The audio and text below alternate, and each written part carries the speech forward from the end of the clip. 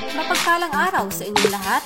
Halina't subaybayan ng isang seryeng pang-akademiko, ang Online MP4. Manood at matuto sa asignaturang Pilipino. Magandang araw sa inyong lahat. Ako si Ma'am Nora M. Francia, ang inyong makakasama sa isa na namang makabuluhang talakayan ngayong ikapitong linggo para sa ikatlong markahan. Bago tayo magpatuloy sa ating tatalakayin ngayong araw, halina't magbalik tanaw muna tayo sa ating paksang tinalakay noong nakaraang linggo. Meron akong inihandang mga katanungan. Una, ano ang dulang pantelebisyon? Mahusay, ito ay binubuo ng gumagalaw na larawan at tunog na lumilikha ng kapaligiran at mga karanasang malapit sa katotohanan. Narito naman ang ikalawang katanungan.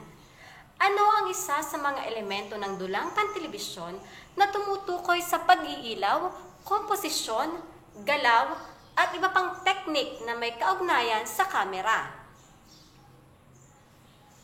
Magaling! Ito ay ang sinematografiya. Dako tayo sa ikatlong katanungan.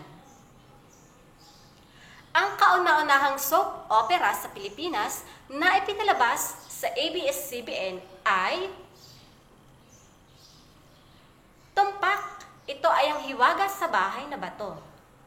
At para sa ikaapat na katanungan, tawag sa linyang binibitiwan ng bawat karakter. Ano kaya ito? Magaling. Iyan ay ang dialogo.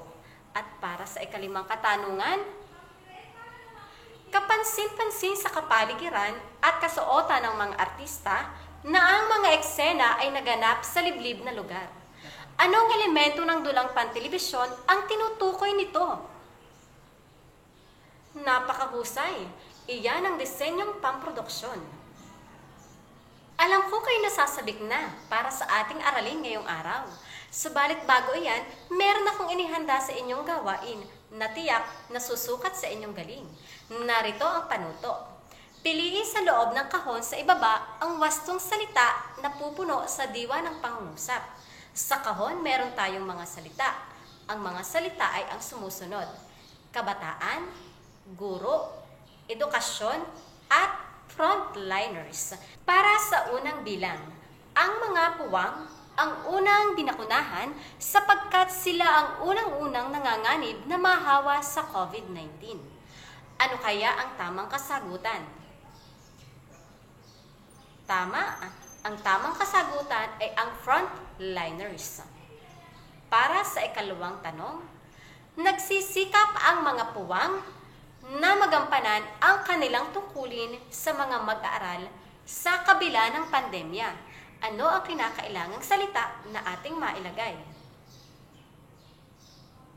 Tumpak. Ang tamang salita ay ang guro.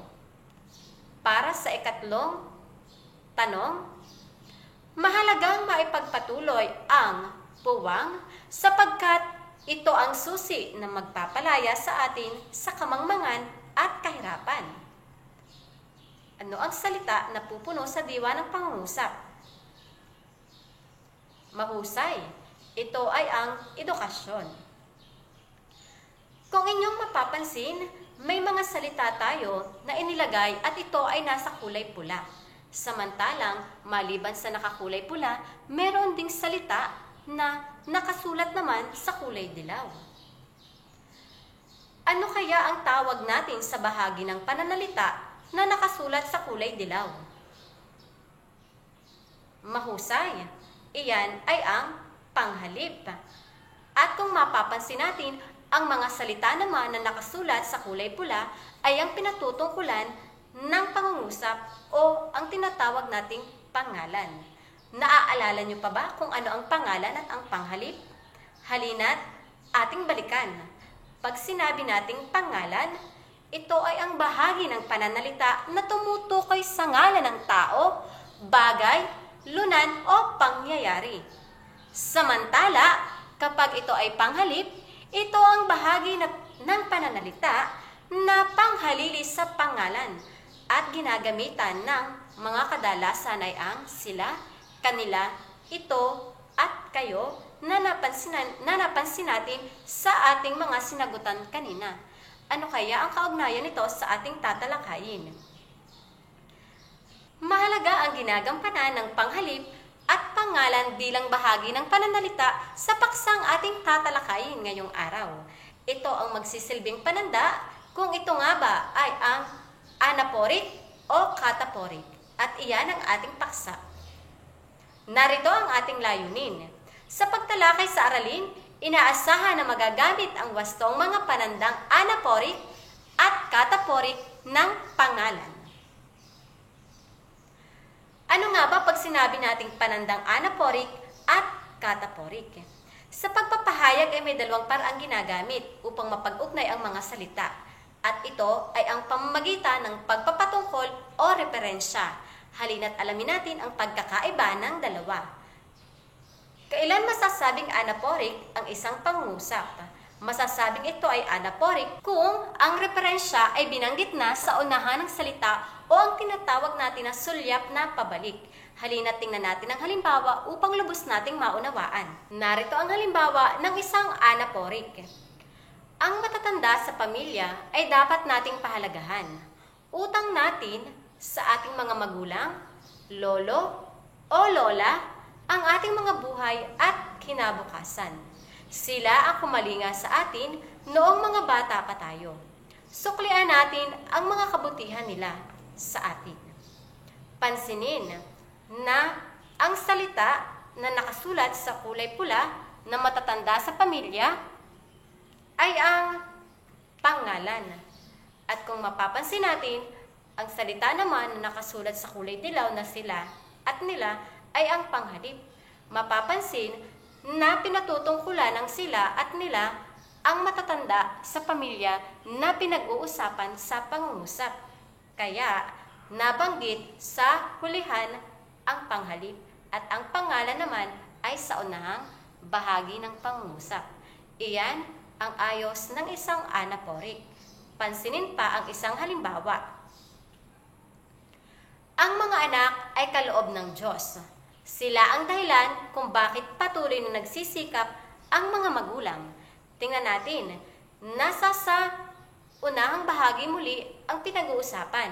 Ito ay ang anak na nakasulat sa kulay pula. Samantalang, sa ikalawang pangungusap, ang tinutukoy ng sila ay ang mga anak na sinasabing dahilan kung bakit patuloy na nagsisikap ang mga magulang. Naunawaan kaya? Sigurado akong naunawaan ninyo. Ngayon naman ay tingnan natin ang cataphoric. Ang cataphoric o sulyap na pasulong ay ang referensya na binabanggit sa dakong hulihan na nagdudulot ng kasabikan o interes ng pahayag. Ibig sabihin, sa dakong hulihan natin makikita naman kung sino ang tinutukoy ng mga panghalip. Sino ba ang ating pinag-uusapan? Tingnan natin sa halimbawang inihanda ko para sa inyo. Sila ang aking iginagalang. Sila ay nararapat na parangalan. Sila ang tunay na matatalino, lalo na pagdating sa karanasan. Sa matatanda sa pamilya ko natutuhan ang maraming bagay. Sila ang mga lolo at lola ko na aking iniidolo. Kung mapapansin ninyo, ang pinag-uusapan dito ay ang lolo at lola na iniidolo na nasa sa bandang hulihan na. At ang binanggit na sa unahan ay ang panghalip na pumapatungkol o tumutukoy sa kanila. Tingnan pa natin ang isang halimbawa. Kayo ang kinabukasan ng ating bansa. Kabataan sa bagong henerasyon. Ang tinutukoy ng panghalip na kayo ay ang mga kabataan. Maliwanag na kaya sa inyo kung ano ang pagkakaiba ng anaphoric at cataphoric? Mahusay kung alam na ninyo. Tingnan natin at subukin natin ang inyong natutunan sa mga gawain sa inyong module. Narito ang gawain sa pagkatuto bilang isa. Panuto, isulat sa patlang ang AN kung tumutukoy ang mga pahayag sa anaphora. At KT naman kung ito ay tumutukoy sa cataphora. Tingnan natin ang unang bilang. Isa sa pinagkakakitaan ng buwis sa bansa ang turismo. dahil ito ang nagbibigay ng malaking ambag sa bansa. Ito ay ginawan ko na ng kasagutan para mas madali at maunawaan ninyo kung saan ang tamang sagot ay AN o anaphora. Bakit kaya? Sapagkat pinag-uusapan sa unahang bahagi ay ang buwis na tinutukoy naman sa hulihang bahagi ng panghalip na ito. Maliwanag kaya sa inyo? Ngayon ay masasagot na ninyo ang mga sumunod pang mga katanungan para sa ikalwa sa panahon ng kanyang panungkulan na patutunayan ng Administrasyong Duterte na kayang mabawasan ng droga sa bansa. Sa ikatlong katanungan, mga bombero ang tumutulong upang maapula ang apoy dahil sila ang maaasahan kapag nagkaroon ng sunog. Ikaapat, siya ay tuturing na frontliner, si Rod na isang nurse. Ikalima, si Lori, palibhasay bunso, sinusunod siya sa lahat ng luho. Umaasa akong masasagutan ninyo iyon ng tama. Ngayon naman ay narito ang gawain sa pagkatuto bilang 2. Sa lungguhitan ng tinutukoy na pangalan, sa pangusap at bilugan naman ng panghalip na ginamit bilang panghalili sa tinutukoy nito. Matapos ay tukuyin kung nasa panandang anaphora o kataphora ang pangusap. Tingnan ninyo ang unang bilang. Muli ay aking sinagutan upang maging gabay sa mga susunod pa ninyong gawain. Una, kung makikita mo si Gabriel, pakisabi na gusto ko siyang makausap. Ang merong salungguhit ay ang pangalan na Gabriel. Ito yung sinasabing kailangang salungguhitan ang pangalan. At lalagyan naman natin o bibilugan naman natin ang panghalip na ginamit. At ang panghalip ay ang siyang. Kung mapapansin natin, ano kaya ito? Anaphora o kataphora? Binanggit na sa unahan kung sino ang pinapatungkulan. At sa huli ay binanggit ang panghalip, kaya ito ay masasabi natin anaphora. Ngayon ay kayo na ang sumagot sa mga susunod na bilang. Pangalawa, kinausap ko si Mariano. Sinabi ko na ang kanyang ginawa ay kahanga-hanga. Pangatlo, si Juana ay dumalaw sa paaralan upang kumustahin ang kanyang dating mga kaibigan. Pang-apat, hindi alintana ni Miguel ang hirap ng buhay dahil para sa kanya, hindi ito hadlang upang siya ay magtagumpay. Para sa ikalima at huling bilang, ang saloobin ng kabataan ay mahalagang pakinggan dahil ito ang maaaring maging basihan upang sila ay matulungan. Narito naman ang gawain sa pagkatuto bilang 3. Panuto, gamitin ang mga salita sa ibaba at bumuo ng pahayag na may panandang anaphoric at kataphoric. Sa makatuwid ay gagawa kayo o susulat kayo ng inyong mga sariling pangusap gamit ang mga salita sa bilang 1 hanggang 5. Upang kayo ay aking magabayan, narito ang isa sa halimbawa na aking ginawa para sa inyo. Gamitin natin ang mag-aaral at sila. Ang mga mag-aaral ay nagsusumikap na makakuha ng mataas na marka sapagkat sila ay naniniwalang ito ang paraan upang makamit ang kanilang mga pangarap. Sana ay naging maliwanag sa inyo. At ang gawain sa pagkatuto bilang 4 ay ibigay ang pagkakaiba ng anaphoric at kataphoric sa pamamagitan ng graphic organizer at magbigay din ng sariling halimbawa. Diyan ninyo ilalagay ang inyong kasagutan sa graphic organizer. At bago tayo magtapos sa ating talakayan, narito ang refleksyon para sa araw na ito.